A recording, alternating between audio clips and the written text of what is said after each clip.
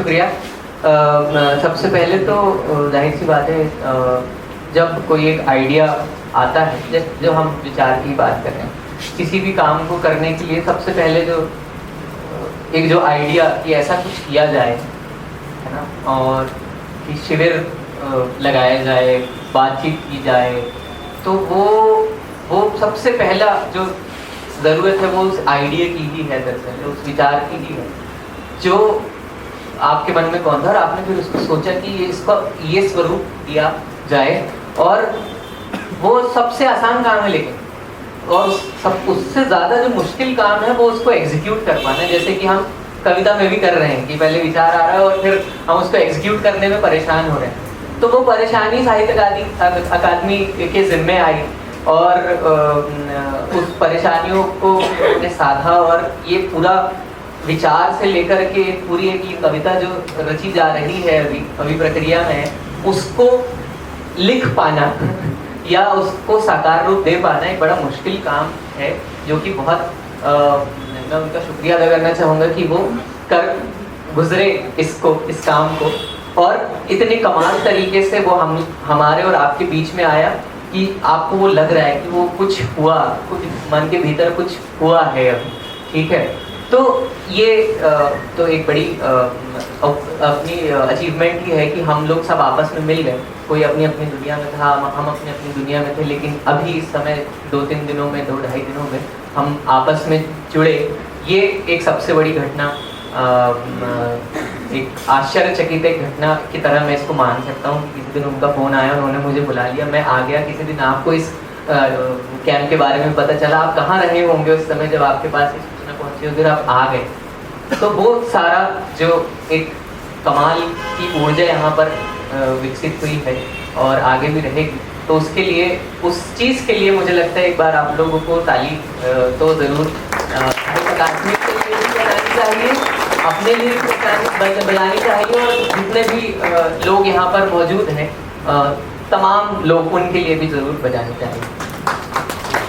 एक और छोटी सी बात बस इतनी सी है कि रचना प्रक्रिया का सबसे बड़ा जादू तो ये है कि वो जो भी रचना आप कर रहे हैं, दरअसल आप उसको करते करते खुद को भी रच रहे हैं। जो भी यात्रा आप कर रहे हैं वो बाहर जितनी हो रही है उतनी भीतर की हो रही है। जितना आप बाहर से तैयार हो रहे हैं उतना आप भीतर से भी तैयार हो रहे हैं। सीखने के बारे में भी यही बात है, सीखना कभी भी एक तरफ से नहीं हो सकता। सीखने के लिए दोनों तरफ खुले होने चाहिए। बताने वाले को सीखने वाले की बात सुननी चाहिए, सीखने वाले को बताने वाले की बात सुननी चाहिए। तो सीखते हुए भी व्यक्ति खुद भी सीखता रहता है। तो मेरे लिए ये खुद के सीखने की प्रक्रिया ज़्यादा है, सिखाने की प्रक्रिया। मेरा एकमात्र उद्देश्य सिखाने का यही है कि मैं भी सीख सकूं। इसलिए मेरे को जहाँ भी मौका मिलता है नए लोगों से बातचीत करने के, हालांकि नए मतलब मैं भी बहुत ही नया हूँ इस दुनिया में, बहुत मतलब कि जिन्होंने अभी अभी लिखना शुरू किया है उनके लिए, तो मैं ऐसे लोगों की तलाश में रहता हूँ जो जिनके पास बहुत सारे सवाल हैं, जिनके पास बहुत सारी जिज्ञासाएं हैं, क्योंकि मेरे साथ भी यही प्रॉब्लम है। मैं भी ऐसे शिविरों की तलाश में रहता था। हालांकि 1-2 शिविर में मैं गया भी और बहुत सारी चीज़ें मैंने सीखी भी, लेकिन अब ये जो शिविर का जो पूरा कॉन्सेप्ट है वो अभी लोगों को अब ज़्यादा समझ में आने लगा। पहले तक ये अपॉर्चुनिटीज़ हम लोगों को नहीं मिल रही थी। हम सीनियर राइटर से बात नहीं कर पा रहे थे, हम उनको देख रहे थे, उनको पढ़ रहे थे, बट उनसे संवाद विकसित नहीं कर पा रहे थे, या कहीं ना कहीं वो भी हमसे दूर थे। तो जब ऐसे आयोजन होते रहते हैं, जब आमने सामने और ऊपर नीचे वाला मामला नहीं रहता है, गोल घेरे में सब लोग बैठे रहते हैं, तो बात अच्छे से सुनी जाती है, बात अच्छे से कही जाती है और बात दोनों तरफ से सीखी जाती है। तो कुल मिलाकर के यही आप, मैं खुद यही लेकर के जा रहा हूँ और आप भी एक हिस्सा थोड़ा सा ये भी लेकर के जाएं कि सीखना कभी रुके नहीं, जहाँ मौका मिले वहाँ सीखते चले। बस इतनी सी बात है। और वो आप अब जो मैं बता रहा हूँ, वो जो रचना प्रक्रिया है वो चलती रहेगी निरंतर। बाकी वो क्या सुधार करना है, क्या अच्छा होगा, क्या बेहतर है, वो अपने आप होते चले जाएगा अगर आप वही अपने पट जो है वो खोल करके रखेंगे। तो बहुत बहुत शुक्रिया और जल्दी मुलाकात फिर हम करेंगे।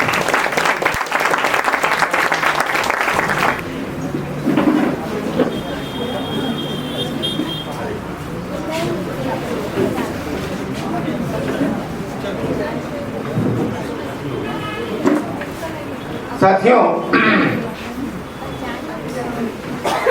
तीसरा दिन है और लगभग विदाई की मिला है और 3 दिनों में हमने कविता के विभिन्न पक्षों की बातें की।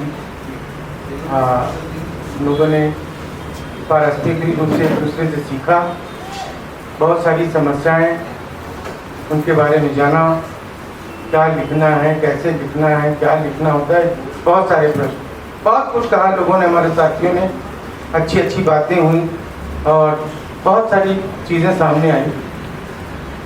इसके बाद भी मुझको ऐसा लगता है कि कुछ कहने से रह गया है और कुछ सुनने से रह गया, क्योंकि बात अभी पूरी नहीं हो पाएगी। और तो ये जो कहने और सुनने का सिलसिला है, इसको क्या कहना था और क्या सुनना था, इसकी खोज में आप लगे रहें, हम भी लगे रहें।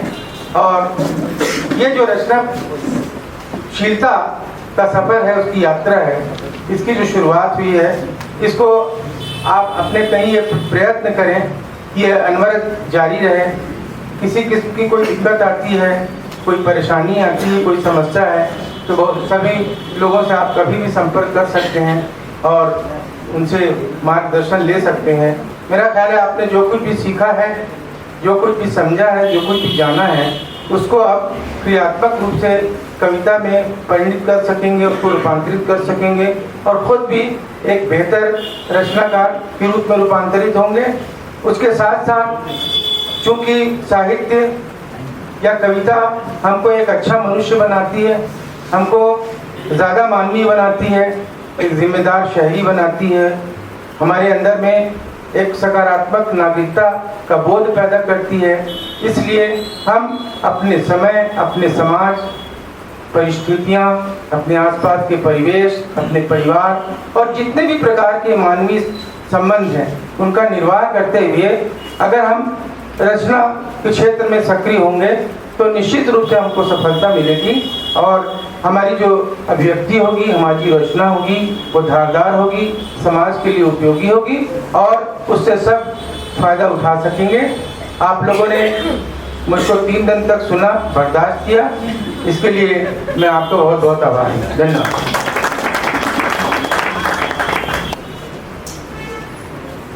धन्यवाद। साथियों, सबसे पहले तो साहित्य अकादमी को धन्यवाद भी देना चाहिए और बधाई भी देनी चाहिए कि इस शिविर की परिकल्पना लोगों ने जो की, वो अपने आप में एक अभूतपूर्व काम है। इस तरह से लोगों को बुलाकर उनका ओरिएंटेशन करना और उनको एक मार्गदर्शन करना, उनको तैयार करना कि वो कविता लिखें। और 3 दिन में आपने करके भी दिखाया कि आप कविता लिखने ही लगे, इसमें कोई दो राय नहीं है। और आपको यकीन नहीं होगा कि इस दौरान हम लोगों ने कितना सीखा आप लोगों से, कि आपको तो 4 रिसोर्स पर्सन मिले पर हम लोगों को 50 रिसोर्स पर्सन मिले। तो इस शिविर में जो हम लोगों ने सीखा वो कभी भूल नहीं सकते, वो अब एक जिंदगी का अहम हिस्सा हो चुका है। और अब खुद हम लोग भी जो कविता लिखेंगे उसमें इस शिविर का जरूर योगदान होगा और उसमें और परिपक्वता भी आएगी। इसी के साथ आप सबका बहुत बहुत धन्यवाद और आप सबको शुभकामनाएं। रखें, लिखें, बोलें। धन्यवाद। ये तो हम सबकी गहरी अनुभूति का विषय है।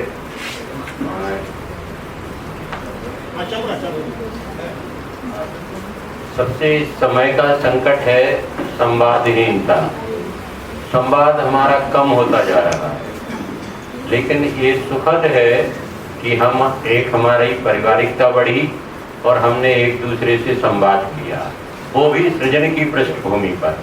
तो ये तो इस समय के संकट को हम या अपने भी संकटों को एक दूसरे से संवाद करके ही हल कर सकते हैं। इसलिए इसकी जितनी ज़रूरत सभी को बराबर है, मतलब जो तरह तरह से कहा भी गया है।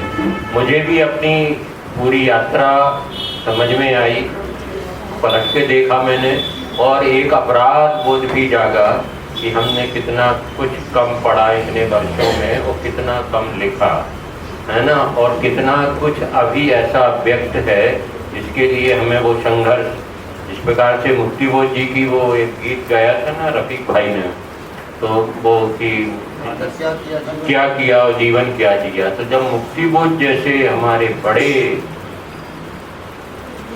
नायक कह लो एक तरह से, उनको ये अपराध बोध घेरा था, इतना कुछ किया उन्होंने, इसके बावजूद तो हमने तो बहुत कमतर किया है। तो इसलिए बार बार अपने को भी देखने की है और उस यात्रा को और ज़्यादा अच्छी तरह से जितना हम समय दे सकें, जितनी हम अपने को जितना उसमें सौंप सकें, उस यात्रा की ओर हम सब बढ़ें। जहाँ से शुरुआत हुई उतनी ही अच्छी है, जब भान हुआ वो भी अच्छा है। तो हमारा संवाद निरंतर रहेगा। हम एक दूसरे से रचनाओं से भी बात करेंगे, नई किताब कौन किसने पढ़ी, किसे पढ़ना चाहिए उसकी भी बात करेंगे। हमारे यहाँ विशेषकर बिलासपुर में वो पर्यावरण नहीं बन पाया, अंबिकापुर में है, तो जिसमें कि हम महीने में या 15 दिन में किसी एक अच्छी किताब को लेके या किन्हीं कविताओं को लेके या कुछ कहानियों को लेके या किसी उपन्यास को लेके या वैचारिकी को लेके भी बैठें, तो वो नहीं हो पा रहा है। इसलिए अब कोशिश होगी, ये मुझे भी महसूस हुआ गहरे कि ये होना चाहिए। किसी भी शहर के अपने सृजनात्मक वातावरण के लिए सृजन पर संवाद बहुत जरूरी है। तो मैंने भी इसमें सीखा और कोशिश करेंगे। धन्यवाद। नाम लेना, किसी को पहले नाम से, किसी को गायक, किसी को सैनिक, किसी को किसी रूप में, तो ये 3 दिन में हम इतना जान गए हैं, तो अगले 13, 23, 53 दिनों में या अगले वर्षों में कितना जानेंगे दोस्तों। ये एक कविता की ताकत है कि वो अनजानों को इस तरह से परिवार के रूप में बना देती है। तो आप इस कविता की इस ताकत को, इस संवेदना को भी महसूस करते हुए जाइएगा।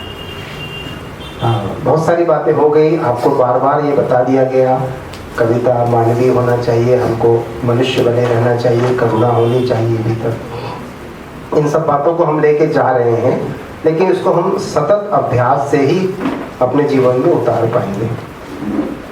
दोस्तों, जो आप सब शुरुआती दौर में हैं, जो आप चिंता कर रहे थे, वो अपने करियर की चिंता भी उतनी ही करना। एक अधिकारी होकर या एक सेना में जाकर या शिक्षक बनकर भी, या और भी फील्ड है, उन सब में जाकर भी आप अपनी कविता को बचाए रखना और बचाए रख सकते हैं। ये बात मैं बार बार आपसे इसलिए कह रहा हूँ कि ये बार बार जो आपस में हम लोग बात कर रहे थे उसमें बात आ रही थी। तो ऐसा नहीं है कि सब कुछ लुटा के फिर होश में आए तो क्या हुआ, ऐसा मत करना, है ना। ये ज़रूरी है, जैसा अभी रफीक भाई ने कहा कि वो जो हमारी पारिवारिक, सामाजिक, गांव की, देश की, शहर की, राष्ट्र की, दुनिया की जिम्मेदारियों को निभाते हुए हमको एक बेहतर मनुष्य बने रहना है और कविता के साथ रहना है, साहित्य की दुनिया में रहना है। इस बिलासपुर में हम लोग बात कर रहे हैं। ये बिलासपुर और शहरों की तरह ये भी एक नदी के किनारे बसा शहर है। बहुत लोगों ने नाम नहीं सुना होगा, बहुत ही खूबसूरत नाम है इस शहर की नदी का, अरपा। अरपा नदी इस शहर को 2 हिस्सों में बांटती नहीं है, बीच से बहती है और 2 हिस्सों को जोड़ती है। अरपा नदी के आसपास बिलासपुर बसता है और इस नदी की एक बड़ी खासियत ये है कि ये अंतः सलीला कहलाती है। समझते हैं अंतः सलीला, बिलासपुर के लोगों को छोड़कर अंतः सलीला, सलीला समझते हैं, नदी, सलीला नदी, अंतः सलीला भीतर बहने वाली नदी। ये बिलासपुर की हमारी अरपा जो है ऊपर से कम बहती है, भीतर से ज़्यादा बहती है। अभी तो वहाँ भीतर भी कम हो गया, मतलब एक हाथ में इसमें खोदने पे पानी निकलता था, इसलिए हमारे बुजुर्गों ने अंतः सलीला नाम भी दिया। तो इस अरपा की थोड़ा सा पानी आपने भी पिया है आज 2 दिन से। इस ये जो अंतः सलीला का पानी लेकर आप जो जा रहे हैं, अरपा को लेकर जा रहे हैं, तो अरपा के समान और नदियों की भी चिंता करना, अरपा की भी चिंता करना, अरपा को हमेशा साथ में रखना। और उम्मीद करता हूँ कि आप सब ये जो आपस में जो 3 दिन मिले हैं लगातार मिलते रहेंगे, बतियाते रहेंगे, एक दूसरे की रचनाओं पर बात करते रहेंगे, विचार करते रहेंगे, ऐसा मुझे लगता है। और ये वातावरण इतना अच्छा बना है, बात ज़्यादा करनी चाहिए, लेकिन जैसा ईश्वर भाई ने कहा कि 3 दिन भी समय कम है और अभी भी समय कम है, इसलिए अब इस सारे अनुभव पर आप लोग लिखना भी। एक रचनाकार अपने अनुभव को अपनी रचनाओं में ही लिखता है। तो मैं इस उम्मीद के साथ आपकी बात भेजिएगा सर, एवरी टाइम पे छापेंगे, जरूर छापेंगे। मैं अपनी बात को पूरी करता हूँ और उम्मीद करता हूँ कि हम सब लगातार मिलते रहेंगे। जैसे हमारे बड़े हमारे रचनाकार रहे हैं साहिर साहब, साहिर दुधियारवी, उनका एक परछाइयाँ नाम से सबसे प्रसिद्ध उनकी नज़्म है और उनकी किताब भी है। और उसकी जो किताब पर लिखा उन्होंने, उसके कवर पेज पे लिखा दुनिया ने तजुर्बात और हवादिस की शक्ल में जो कुछ दिया उसे लौटा। इतना बड़ा शायर उसे शब्दों में लौटा दिया परछाइयाँ। तो आप उम्मीद करते हैं कि इस रचना शिविर से जो कुछ लेकर जा रहे हैं खुद के भीतर में फिर जाएंगे और बार बार जाएंगे और हम सबको लौटाएंगे, इस दुनिया को लौटाएंगे। शुक्रिया। साथियों, बहुत संक्षिप्त देखिए, बातें आपने बहुत सुनी और अब आप निश्चित रूप से अपनी एक दूसरी मानसिक अवस्था में पहुंच चुके हैं। नंबर सबके पड़े हुए हैं। आप लोग कुछ रचें और सीधे हम लोगों से बात करें, यह प्रक्रिया आगे चले, है ना? तो वही हमारी सार्थकता होगी और हम उसका इंतजार कर रहे हैं। बस, धन्यवाद। साथियों, हालांकि एक फिल्म का गाना है और मुझे फिल्म बहुत पसंद है। आप लोगों से भी निवेदन करूंगा कि यहाँ से जब कभी भी जाएं तो उस फिल्म को देखें। फिल्म का नाम है इम्तिहान। विनोद खन्ना साहब उस फिल्म के हीरो हैं और कुछ पृष्ठभूमि ऐसी है कि वो अपने छात्रों के बीच, अपने नौजवान दोस्तों के बीच, वो प्रोफेसर हैं, बहुत लोकप्रिय रहते हैं और किसी एक साजिश का शिकार होते हैं और जब वो विश्वविद्यालय छोड़ के जाते हैं तो छात्रों का दिल टूटता है और पीछे से किशोर कुमार साहब की वो आवाज़ गूंजती है। दरअसल गीत में एक पूरी मतलब बात है। किशोर दा ने उसको बहुत स्पीड में भी गाया, बहुत स्लो में भी गाया, लेकिन उसका एक जज्बा है। सूरज देख रुक गया है, तेरे आगे झुक गया है। सूरज देख रुक गया है, तेरे आगे झुक गया है। जब कभी ऐसे कोई मस्ताना वो निकले है अपनी धुन में दीवाना। सांझ सुहानी ढल जाते हैं दिन इंतजार के, हो राही हो राही, हो राही हो राही, रुक जाना नहीं तू कहीं हार के, कांटों पे चल के मिलेंगे साए बाहर के। बहुत धन्यवाद।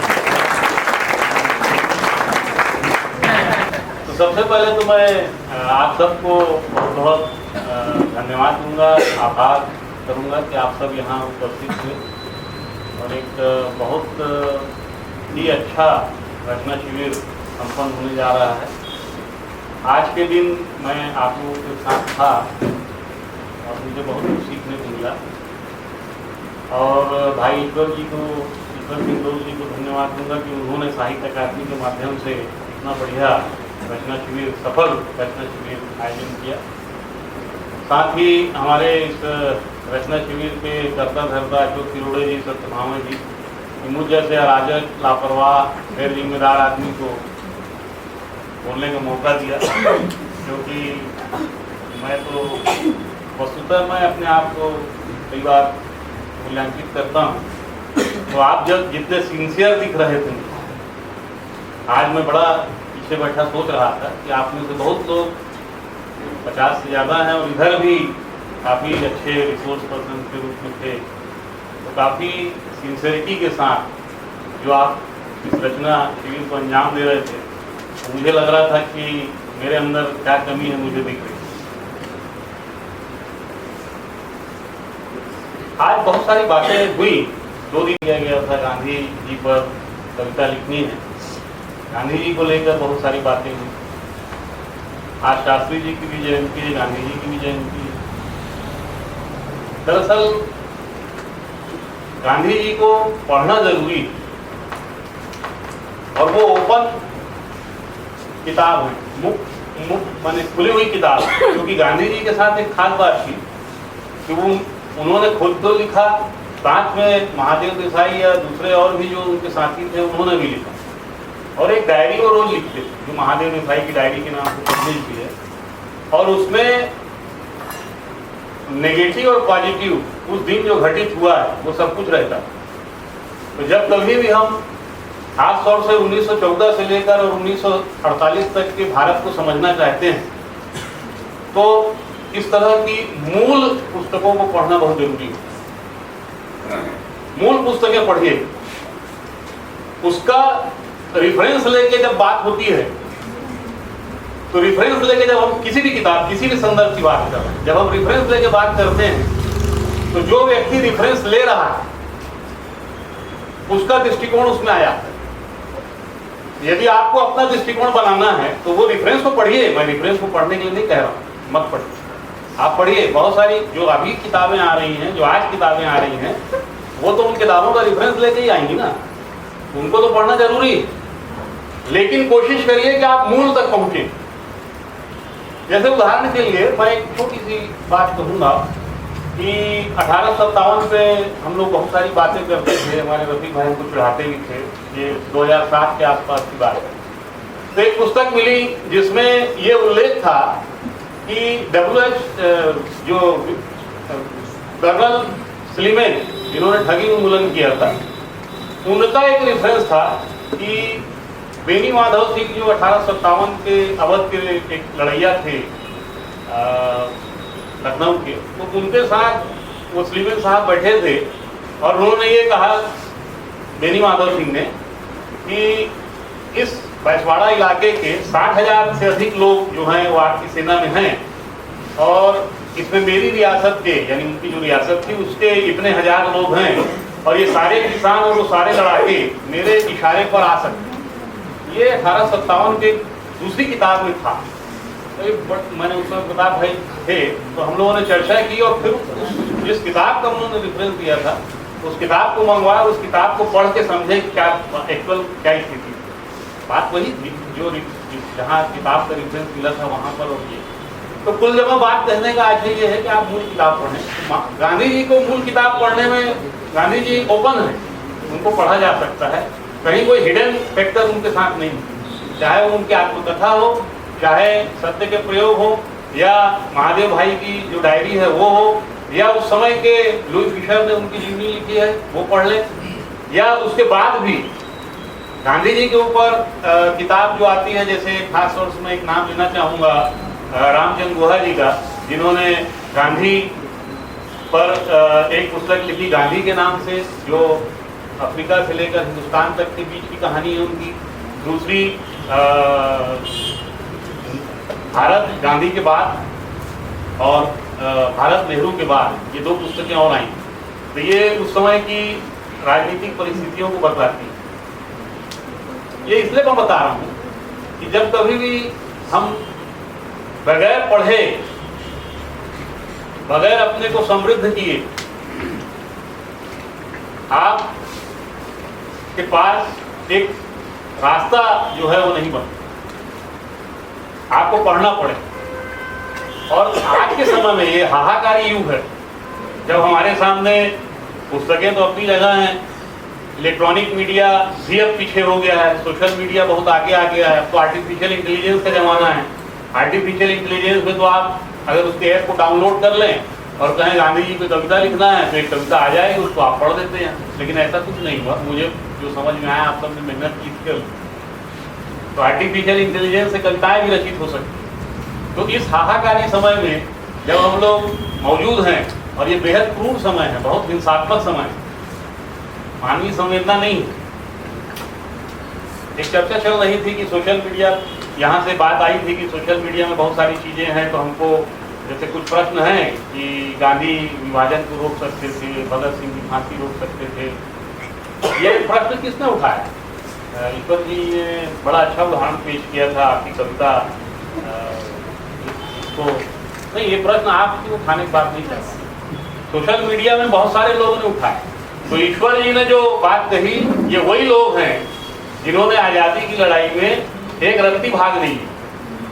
वही इस प्रश्न को उठाते हैं जिन्होंने भगत सिंह के जेल जाने पर मिलने की जरूरत महसूस नहीं की, जिन्होंने भगत सिंह की फांसी पर एक लाइन नहीं कहा, जिन्होंने भगत सिंह के बारे में नहीं कुछ नहीं कहा, उन्होंने बाद में भगत सिंह को हाईजैक कर लिया, हाईजैक किया। इसी तरह से देखिए, दो चीज होती है, एक होता है धार्मिक होना और दूसरा सांप्रदायिक होना। जिन्ना सांप्रदायिक थे लेकिन धार्मिक नहीं थे। मुस्लिम धर्म का कोई कार्य वो नहीं करते, लेकिन वो सांप्रदायिक। गांधी जी धार्मिक थे लेकिन वो सांप्रदायिक नहीं थे। दोनों गुजराती थे, दोनों एक इलाके के रहने वाले। तो फर्क ये होता है, आपको समझना है कि कौन सा धार्मिक होना बुरी बात। देखिए, एक बहस चली थी, साफ हिंदू और कट्टर हिंदू वाली बहस। लेकिन फिर भी मैं कह रहा हूं कि हिंदुस्तान में हम एक धार्मिक व्यक्ति जो है उसको बड़ी आसानी के साथ सांप्रदायिक बनाया जा सकता है। बन जाएगा नहीं कह रहा हूं, बनाया जा सकता है।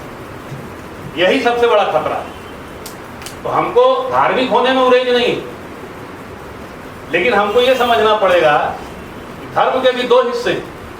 एक वो हिस्सा है जो आपको अध्यात्म की ओर ले जाता है, और एक वो जो उपनिषदों में, और दूसरा वो हिस्सा है जो उसके कर्मकांड की ओर ले जाता है।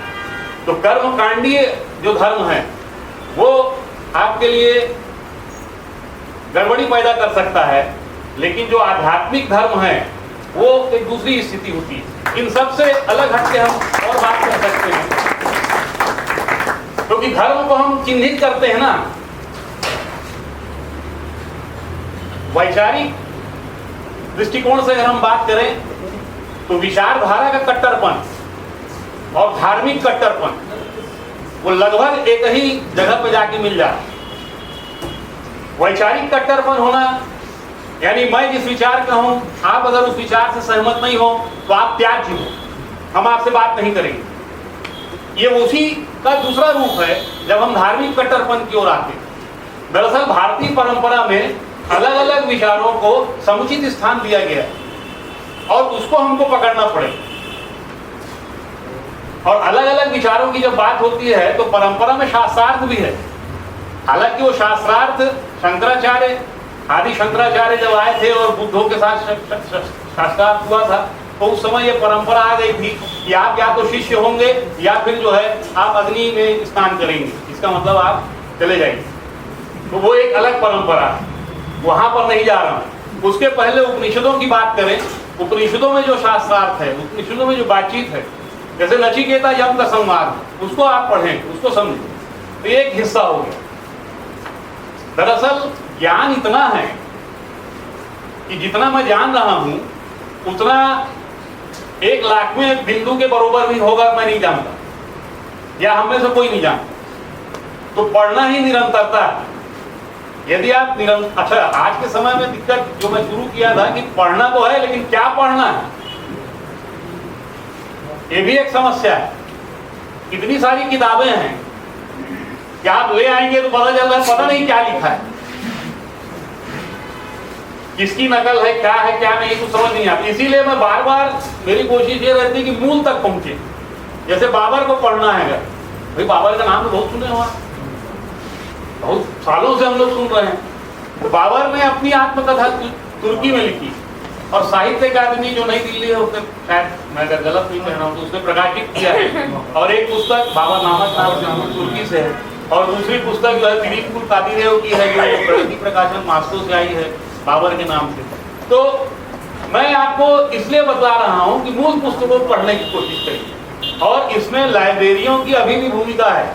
लाइब्रेरियों के साथ दिक्कत यह है कि महाविद्यालय था, मैं क्योंकि महाविद्यालय जुड़ा हूँ, लाइब्रेरी कोई नहीं जाता, मास्टर लोग भी नहीं जाते। किताबें जो है अपने दुर्भाग्य को रोती, बच्चे तो जाते ही नहीं, वो क्वेश्चन सीरीज बैंक आ जाता है, उससे व्यवस्था बन जाती है। मास्टर लोगों को जाना चाहिए लेकिन नहीं जाते। वो टेक्स्ट बुक जो आती है ज्यादातर नहीं जाते। मैं सबके लिए नहीं कहूँगा, नहीं कभी पिटाई की जाएगी।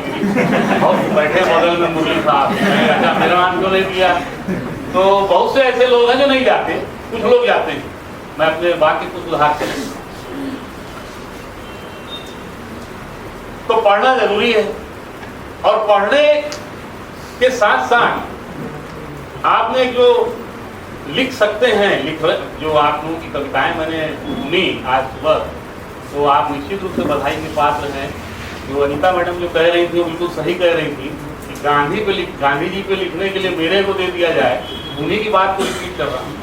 तो मेरे आरती, आज मैं नाम गलत उच्चारण करके, आरती जी जो अभी वापस चली गई हमारे बीच से, तो उन्होंने जो कहा था उसी बात को मैं रिपीट कर रहा हूँ कि गांधी जी पे या इसी तरह से किसी भी विषय वस्तु पे कह दिया जाए कि आपको कविता लिखना है तो बहुत कठिन काम, और आप लोगों ने लिखा, इसके लिए मैं आपको बधाई देता हूँ, शुभकामनाएं देता हूँ। बहुत अच्छा ये रचना सफल रहा, आगे आप सफल हो। और पढ़ने लिखने की जहाँ तक बातचीत है, मेरे बारे में बहुत कुछ कह दिया गया, मैं उतना नहीं जानता। कुछ क्या बोलते हैं, वोट लेते हैं, उसी बारे में बातचीत कर लेते हैं। और कुछ बातें इतिहास की भी हुई यहाँ। तो देखिए, जब हम 2023 में किसी भी इतिहास, हमारा इतिहास जो है कई हजारों साल पुराना है, जब हम बात करते हैं इतिहास की, तो 2023 में जब हम खड़े हैं और बात कर रहे हैं, तो हमको दरअसल वहाँ लौटना पड़ेगा, हमारी मानसिक अवस्था को वहाँ जाना पड़ेगा। और जब हम अपनी मानसिक अवस्था को लेके जाएंगे, जैसे विभाजन की बात, भारत विभाजन की बात, तो भारत विभाजन जो है 15 अगस्त 1947 को हुआ, ये तो सच्चाई है। लेकिन उसकी भूमिका कब से बनी, या कौन व्यक्ति जिम्मेदार? जब हम आसानी से कह देते हैं कि फला व्यक्ति जिम्मेदार है, ढेका व्यक्ति जिम्मेदार है, मैं नाम नहीं लूंगा, बहुत बातें आती हैं कि ये जिम्मेदार है, वो जिम्मेदार है, उसने ऐसा कहा होता, हाइपोथेटिकल है, उसने ऐसा कहा होता तो ये नहीं होता, फला व्यक्ति को प्रधानमंत्री बना दिया जाता तो ऐसा हो जाता। ये हाइपोथेटिकल प्रश्न जो है वो इतिहास में नहीं उठाए जा सकते।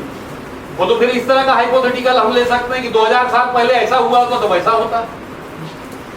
ये इतिहास है, और इतिहास जब बनता है तो समय के साथ, समय सापेक्ष होता है, घटना सापेक्ष होता है, घटनाएं इतिहास के साथ होती है। उसकी जब विवेचना होती है तो वो इतिहासकार का दृष्टिकोण है, उसकी विवेचना कैसे करते।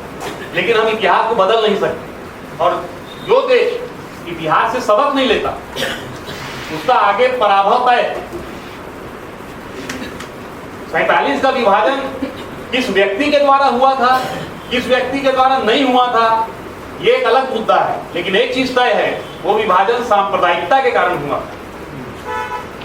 और वो सांप्रदायिकता यदि आप अपने अंदर रखेंगे, देश की जनता अगर अपने अंदर रखेगी, तो आगे कोई अच्छा परिणाम आने वाला नहीं। तो सांप्रदायिकता को हमने बहुत लंबे समय तक अपने नेताओं के कारण दूर रखा, जो कि वापस आ चुकी है। तो ये हम सब का उत्तरदायित्व बनता है कि जब हम यहाँ से लौटे तो जहां जहां भी हम रहेंगे वहां वहां उस सांप्रदायिकता का विरोध करें। कुछ बीज शब्द हैं जो भारतीय संविधान में है, धर्मनिरपेक्षता है, सांप्रदायिकता है। सांप्रदायिकता के खिलाफ है।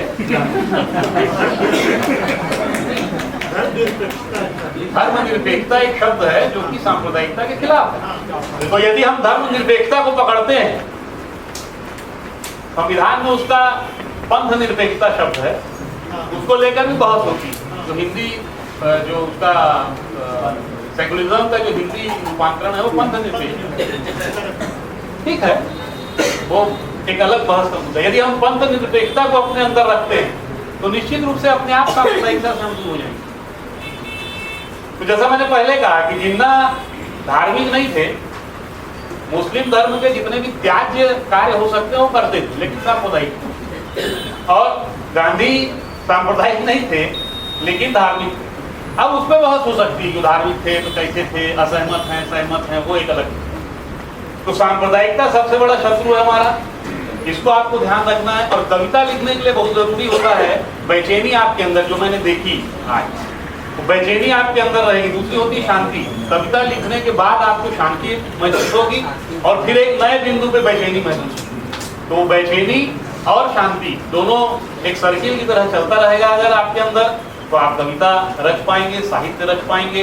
और उसके लिए जरूरी होता है कि आप अपने अंदर वो सामर्थ्य पैदा करें, और वो सीखते सीखते आएगा। पढ़ने की बात करें, मूल किताबों को पढ़ें। पॉलिटिकल इकोनॉमी की बात हुई थी, पॉलिटिकल इकोनॉमी से परिचित रहें, जियो पॉलिटिक्स से परिचित रहें। और ये सारा जी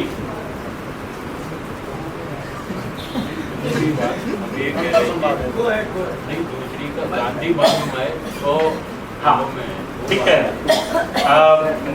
मैं उसको बता नहीं पाया आपको, राम कुमार जी ध्यान दिला रहे हैं, सही कह रहे हैं कि भारत का जो सूचना प्रसारण मंत्रालय विभाग है भारत सरकार का, उसने गांधी वाङ्मय 100 पुस्तकों के रूप में पब्लिश किया है। साथ ही साथ उसका डिजिटल फॉर्म भी आ गया, और डिजिटल फॉर्म भी आप बहुत कम कीमत पे, जहाँ तक मेरे को ध्यान आ रहा है, डिजिटल फॉर्म उसका 3000 के आसपास का है,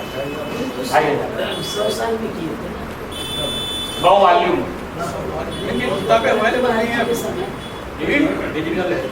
नहीं 100 वॉल्यूम तो बहुत पहले आ गया, 1968 में आ गया था। लेकिन अभी डिजिटल फॉर्मेशन जो है उसका अभी आया है कुछ साल पहले, तो अभी वो आ गया था 2010 के आसपास आ गया, और वो 2500 रुपए में मिल जाता है। तो आप पढ़ने के लिए तो बहुत विस्तृत संसार है, लेकिन मैं जो फिर कह रहा हूँ, उस लाइन को रिपीट कर रहा हूँ कि पढ़ने के लिए बहुत कुछ है, लेकिन क्या पढ़ा जाए ये महत्वपूर्ण, और इसको आपको तय करना क्या पढ़ना चाहिए। तो चलिए, आप कविताओं के संसार में हैं, आप सभी खूब लिखें, खूब पढ़ें। और आपकी, जैसा कि रफीक भाई ने कहा कि आप लिखें, पढ़ें और लोग आपको पढ़ें, ये शुभकामनाएं आपके साथ हैं। और इन्हीं बातों के साथ मैं मेरे ख्याल से मुझे बंद कर देना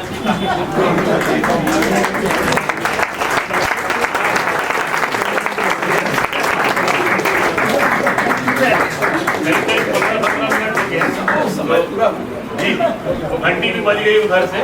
तो फिर कभी हम लोग बैठेंगे और लंबी चर्चा करेंगे। धन्यवाद। आपकी बात को मानते हुए किताबें कुछ कहना चाहती हैं, तुम्हारे पास रहना चाहती हैं।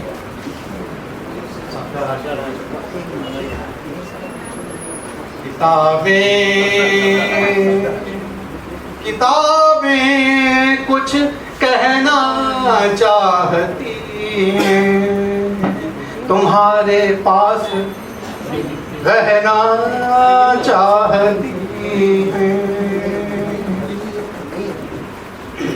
किताबें करती हैं बातें, किताबें करती हैं बातें, बीते ज़मानों की, बीते ज़मानों की, दुनिया की इंसानों की, दुनिया की इंसानों की, दुनिया की इंसानों की, दुनिया की इंसानों की। किताबें करती हैं बातें, किताबें करती हैं बातें, आज की कल की एक एक पल की, आज की कल की एक एक पल की, खुशियों की गमों की, फूलों की, बमों की, जीत की, हार की, प्यार की, मार की, क्या तुम नहीं सुनोगे इन किताबों की बातें? क्या तुम नहीं सुनोगे इन किताबों की बातें? किताबें करती हैं बातें, किताबें करती हैं बातें। किताबों में चिड़िया चहचहाती हैं, किताबों में खेतियाँ लहलहाती हैं, किताबों में झरने गुनगुनाते हैं, किताबों में झरने गुनगुनाते हैं। परियों के किस्से सुनाते हैं, परियों के किस्से सुनाते हैं। किताबों में साइंस की आवाज है, किताबों का कितना बड़ा संसार है, किताबों में ज्ञान की भरमार है। क्या तुम इस संसार में नहीं जाना चाहोगे? क्या तुम इस संसार में नहीं जाना चाहोगे? किताबें करती हैं बातें, किताबें करती हैं बातें, बीते ज़माने की, बीते ज़मानों की, दुनिया की इंसानों की, दुनिया की इंसानों की, दुनिया की इंसानों की, दुनिया की इंसानों की। किताबें करती हैं बातें, किताबें करती हैं बातें, बातें बातें, किताबें करती हैं बातें, बातें बातें, किताबें करती हैं बातें, बातें बातें।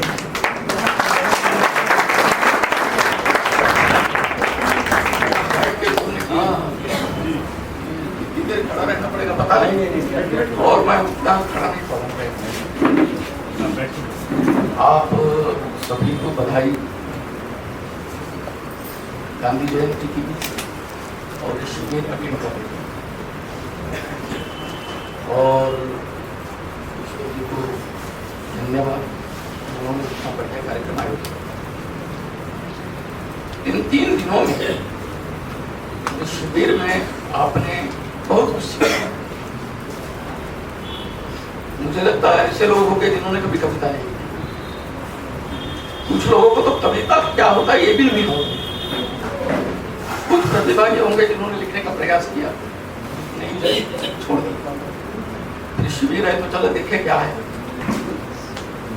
कुछ लोगों ने कविता लिखी होगी, प्रकाशित भी हुई हो, आकाशवाणी में पढ़ी भी हो। तो इस तरह से विभिन्न कैटेगरी के लोग कविता समझने के लिए, कविता जानने के लिए इकट्ठा हुए और सीखे। कई तरह की बातें हुई। मैं कल थोड़ी देर के लिए था, आज पूरे कविता क्या है, कविता कैसी होती है, कविता कैसे लिखी जाती है, कविता का विचारधारा से क्या संबंध है, विचारधारा कैसे घुसती है कविता में। और कविता देखिए एक बात और है कि कविता अच्छी और बुरी नहीं, एक तो कविता होती है या कविता नहीं, ये कविता की कह।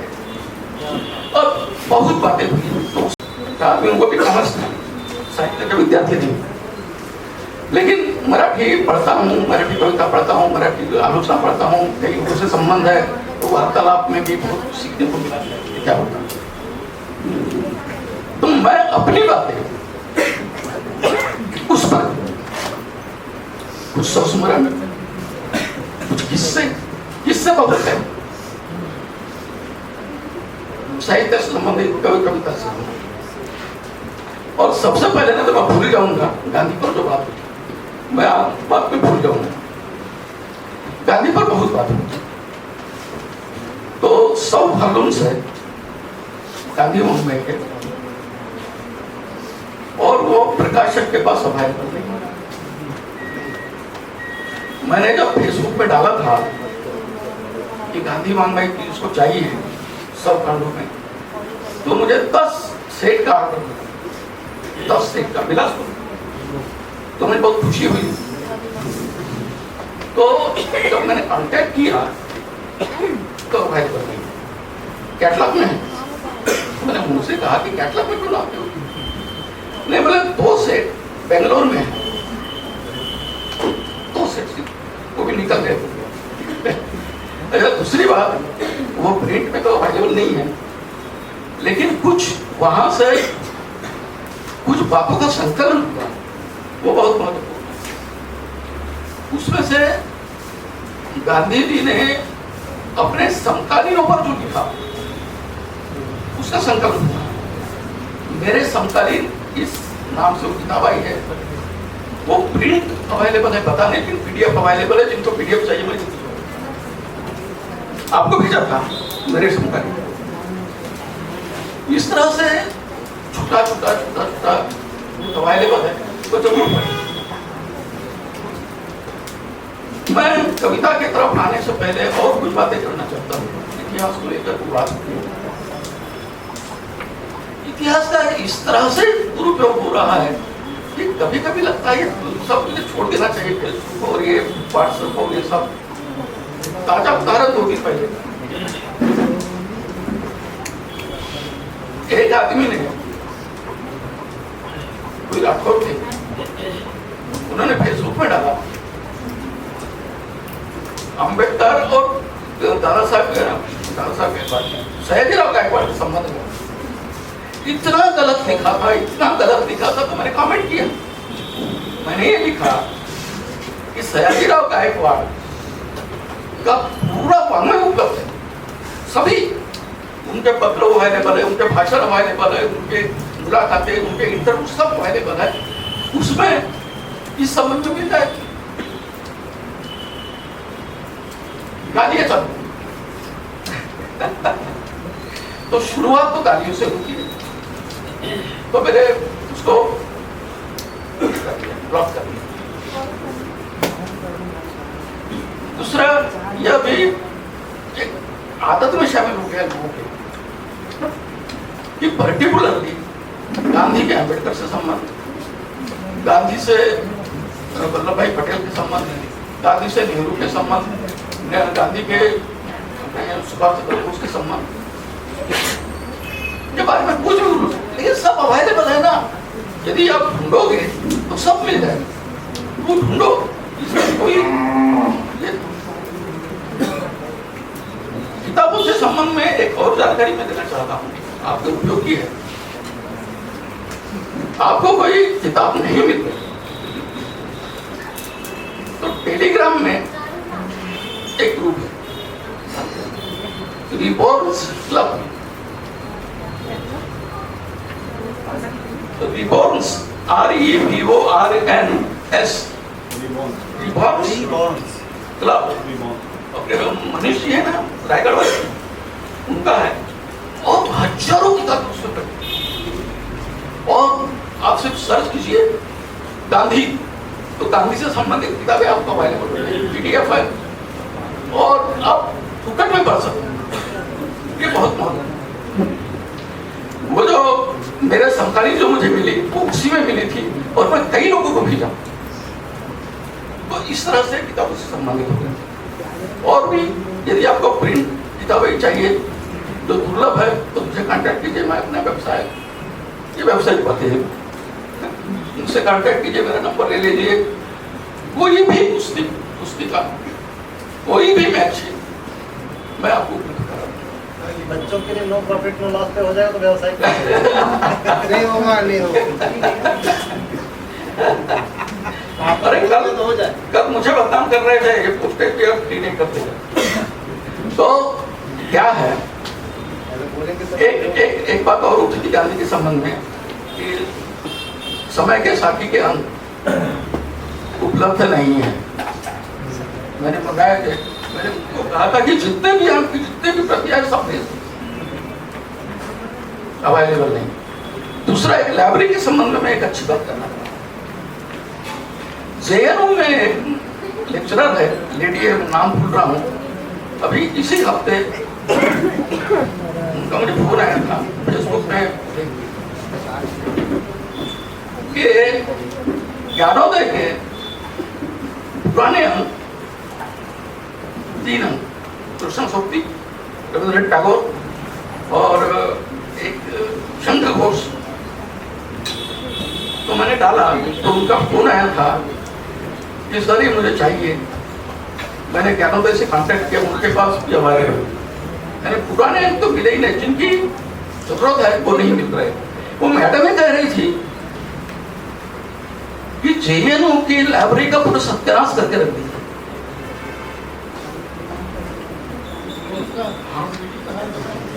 हाँ, गवर्नमेंट के देखो हाल इन्हें एनबीटी की कुछ किताबें आवश्यक जरूरी थी और साइन करना। तो एनबीटी से मैंने कांटेक्ट किया, किताबों की लिस्ट भेजी, 4 महीने तक कोई जवाब है ना। फिर बार बार मैंने एक राहुल कोसंबी, सर आप राहुल कोसंबी तो जानते हैं, राहुल कोसंबी जबलपुर में आपके साथ मंच पे थे, है ना। तो राहुल कोसंबी पहले एनबीटी में थे और मुंबई में वो शाखा प्रबंधक थे। उनसे मेरा पुराना, और मैं सम्यक विचारमंच के कार्यक्रम को बुलाया भी था, ये जानते होंगे। तो उनसे मैंने कांटेक्ट किया, मैंने बोला मुझे कुछ किताबें चाहिए एनबीटी से किसी महत्वपूर्ण व्यक्ति का नंबर। तो उन्होंने जो नंबर दिए वो पहले मुंबई में थे, मैं मुंबई में समझा, उसकी ट्रांसफर हो गई दिल्ली। उन्होंने ढूंढा वहां, पूरी लिस्ट ढूंढी, कुछ अवेलेबल। ये हो सकता है कि एनबीटी में किताबें अवेलेबल ना हो। ये गवर्नमेंट पूरी पढ़ने लिखने का जो परंपरा है उसका सत्यानाश करना चाहती है, तो अवेलेबल किताबें भी सप्लाई नहीं हो रही। ये हो गया जो बातें चल रही थी गांधी वगैरह। अब मैं आता हूँ, मैंने पहले बोला रिपीटेशन होगा और कविता रिपीटेशन नहीं चाहता, तो मैं जो कहूंगा वो आपके कितने काम का है कितने नहीं मैं नहीं जानता। ये शिविर से मुझे याद है, वो याद यह है कि ऐसे शिविर का आंदोलनात्मक कैसे प्रभाव, ये शिविर के तो आंदोलन में कैसे कन्वर्ट किया, बात 1968। डॉक्टर मना वानखेड़े फ्लोरिडा यूनिवर्सिटी से ब्लैक लिटरेचर में पीएचडी करके भारत आए। तो औरंगाबाद के मिलिंद कॉलेज में उनको अंग्रेजी विभाग में लेक्चरर नियुक्त किया गया। मिलिंद कॉलेज उस जमाने में ना 68 मिलिंद कॉलेज की खासियत यह है कि 68 में कॉलेजेस नहीं थे और विदर्भ में कॉलेज सिर्फ अमरावती और नागपुर। तो जब आए तो ब्लैक लिटरेचर पर उनकी मास्टरी थी, तो उन्होंने ये सोचा, और कॉलेज के प्रिंसिपल थे ये मबी चिटनीस। उन्होंने क्या किया, उस कॉलेज में जो लड़के आते थे वो पूरे विदर्भ से, तो विदर्भ में कॉलेजेस नहीं, तो विदर्भ से गरीब लड़के, खेत मजदूर, दलित, आदिवासी, माइनॉरिटी, अगली शिक्षा ही नहीं ले सकते, ऐसे लोग आते थे। और मैं एक इंफीरियर कॉम्प्लेक्स था भाषा को लेकर, हम व्यक्त कैसे हो, कैसे बात करें, औरंगाबाद बड़ा शहर। तो ये पेरुमाल खड़े ने सोचा क्यों ना हम इनके बीच में बैठ के इनको तैयार करें। तो उन्होंने पहले 10 लड़के, 20 लड़के, 25 लड़के हर हफ्ते बैठना चालू किया। तो उनको कहा गया अब पढ़ने का भी क्या, उनको पढ़ने की कभी नहीं, लिहाज से आए थे, तो अब लिखो, क्या लिखो, आपके देहात की कहानी, अपने घर की कहानी, अपने समाज की कहानी, बेटा सुन लो 2 मिनट, और अपने पर्यावरण पर उसमें से लड़के तैयार हुए। धीरे धीरे धीरे धीरे महाराष्ट्र के बड़े लोग लिखने वाले उनको बुलाया जाने लगा और इस तरह से आंदोलन खड़ा हुआ। वालकुलकर की राजा जाधव शरदचंद्र मुक्ति बोला करते हैं, ये इनको इन बड़े लोगों को बुलाया गया और उनके साथ ये किया और एक बड़ा आंदोलन खड़ा हुआ। और इस आंदोलन से महाराष्ट्र के मराठी साहित्य को बड़े नाम मिले, ये आप सब। दूसरा, ज्यादा समय हो रहा है क्या? तो दूसरे उन्होंने 45 मिनट लिया, नहीं बोला था, नहीं लिया, बहुत बड़ा आदमी है। दूसरा है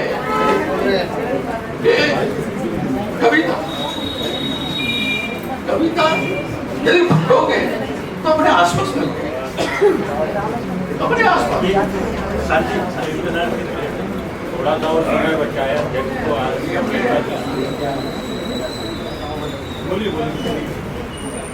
महासीता देवी वो बंगाल में अंदर देहात एक आदिवासी उन्होंने खुद लिखा है और शाम का खाना उन्होंने आयोजित किया। खाने में क्या? सिर्फ भात और नमक। सोचो, तो इनके मुंह से अचानक निकल गया, तो कैसे खाए भाई? सिर्फ भात है। बाजू में बैठे आदिवासी लड़की बोलती है भूख के साथ।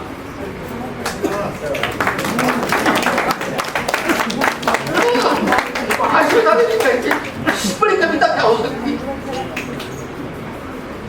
तो ये कविता है, आगे ढूंढोगे तो वो जीवन में आसपास मिल जाएगी। ढूंढे, लिखे, पढ़े, बहुत पढ़े।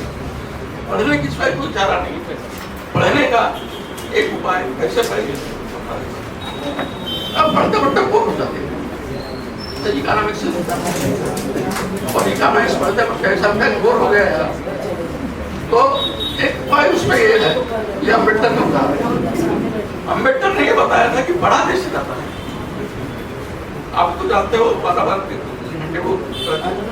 उन्होंने ये बताया कि एक विषय में यदि आप बोर हो जाओ तो दूसरे विषय को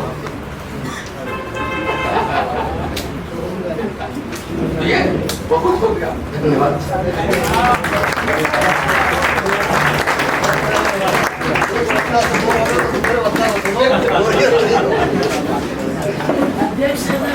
इस काव्य रचना शिविर में चूंकि साहित्य का एक विद्या है काव्य, मगर आपको यहाँ साहित्य के विभिन्न प्रकार के आयाम, जिसमें कहानी, कविता, लेखन और जो समाजशास्त्र, सारी चीजें आपको यहाँ मिल रही हैं। और ये सारी चीजें जिस जगह उपलब्ध होती है उसको बोलते हैं लाइब्रेरी। और हमारी चलती फिरती लाइब्रेरी वासनिक जी ने आपको बहुत सारी चीजों पर प्रकाश डाला है। उसके लिए मैं अंतिम रूप से आमंत्रित करूं साहित्य अकादमी के अध्यक्ष आदरणीय ईश्वर जी को। उससे पूर्व, क्योंकि उसके बाद औपचारिक रूप से इस शिविर का समापन हो जाएगा, मैं उससे पहले सिर्फ इतना कहना चाहता हूं, ये जो ऊर्जा बिलासपुर में बहनी शुरू हुई है, इस ऊर्जा को जितने लोग यहाँ बैठे हैं, शायद सभी साथी एक रूप में दोबारा कभी यहाँ ऐसे एकत्रित हो पाएंगे कि नहीं, पता नहीं है हमें।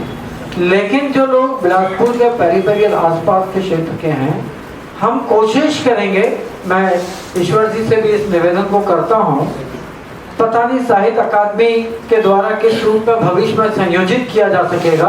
हम अपेक्षा करते हैं कि यह निरंतर जारी रहेगा, लेकिन संस्थागत के अलावा भी हमें अपने स्तर पर इस काव्य यात्रा को, काव्य मिलन को, बातचीत के दौर को, संवाद की प्रक्रिया को जारी रखना चाहिए। और इसके लिए हम फिर कोशिश करेंगे आने वाले महीने 2 महीने में, जैसा सीनियर साथी सब बातचीत करेंगे, कोई तय करेंगे प्लेस, तो उस ग्रुप के माध्यम से हम लोग यहाँ फिर भले ही 1 घंटे 2 घंटे के लिए बैठेंगे और इस बातचीत को यथावत जारी रखेंगे। मैं इन्हीं शब्दों के साथ इस शिविर के औपचारिक समापन और साहित्य अकादमी के द्वारा किए गए इस पूरे आयोजन को लेकर आमंत्रित कर रहा हूँ साहित्य अकादमी के अध्यक्ष माननीय ईश्वर सिंह जोशी को।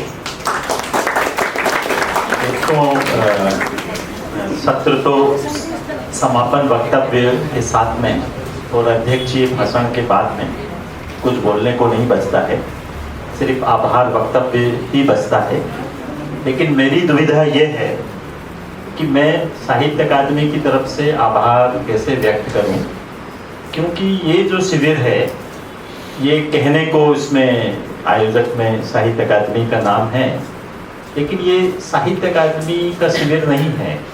ये साहित्य अकादमी और बिलासपुर की साहित्यिक सांस्कृतिक बिरादरी का एक संयुक्त शिविर, और इसलिए मैं आभार जो है।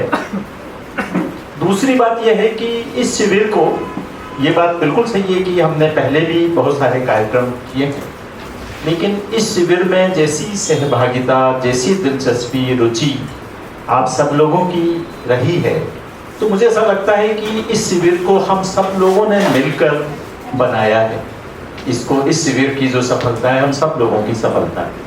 हम एक दूसरे को आभार नहीं दे सकते, लेकिन फिर भी एक कुछ नाम ऐसे होते हैं जिनका हमको जो सहयोग मिलता है, तो मैं आभार की जगह एक उनके योगदान को रेखांकित जबकि थोड़ा सा, और जो कि पूरी तरीके से मतलब रेखांकित नहीं किया जा सकता।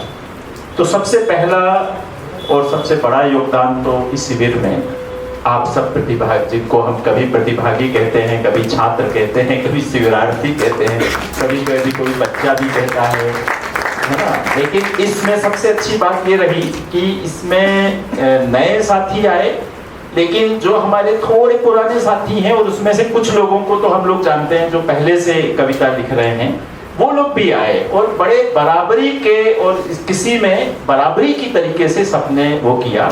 और आप सब लोगों ने पूरी तरीके से सुबह से शाम तक उत्साह और दिलचस्पी के साथ में, तो सबसे बड़ा योगदान आप लोगों का है। दूसरा, मैं इस शिविर की जो शुरुआती हुई थी, जो हम लोगों ने कहा था कि भाई साहित्य अकादमी मतलब जैसे जब हम लोग कहते हैं तो बड़ी संस्था लगती है, लेकिन कुल मिला के इसमें मैं और मृगेन, आप सब लोग मृगेन से परिचित हैं, हम 2 लोग हैं।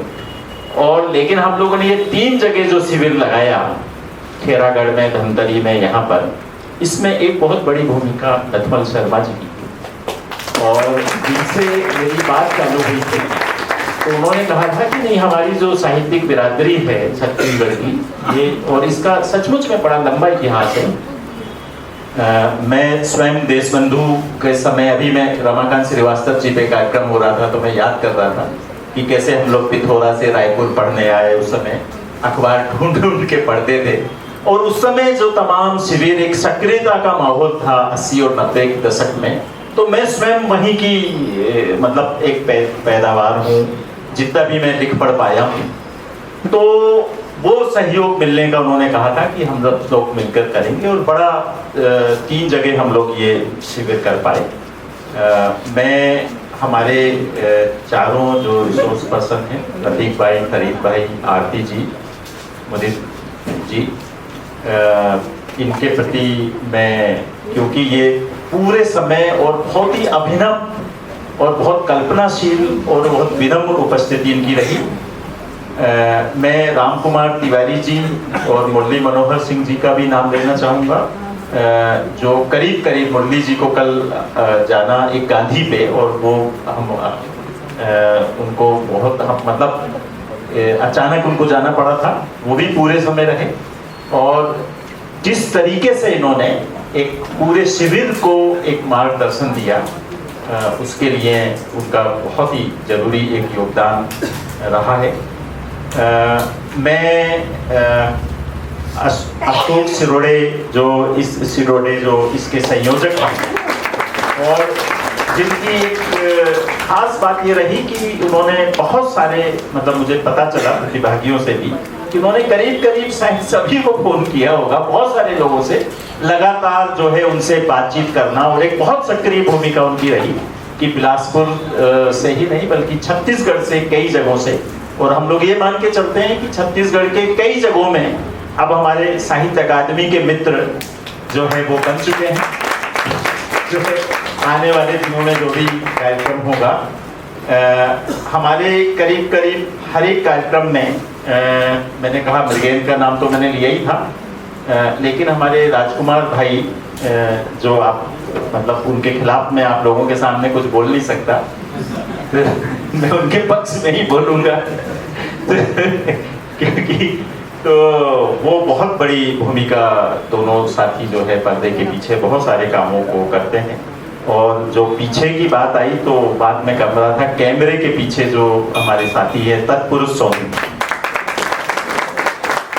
पिछले शिविर में तो उनको थोड़ा सा आराम का मौका मिला था, लेकिन इस शिविर में तो उनको बिल्कुल ही मौका नहीं मिला, और लगातार जो है आप उनका वो देख सकते हैं, और वो खुद बहुत अच्छे सोचने समझने वाले हैं। और जबकि उनकी बात जो है उनसे हम हमेशा पूछना भूल जाते हैं कि आप कुछ सुनाइए जो है आगे से, लेकिन जो है वो इस बात को याद रखें। इसके अलावा मैं हमारे अनुरोध पर मोहम्मद रफीक जी ने जो आए और तीनों दिन हम लोगों को बहुत अच्छी कविताएं सुनाई।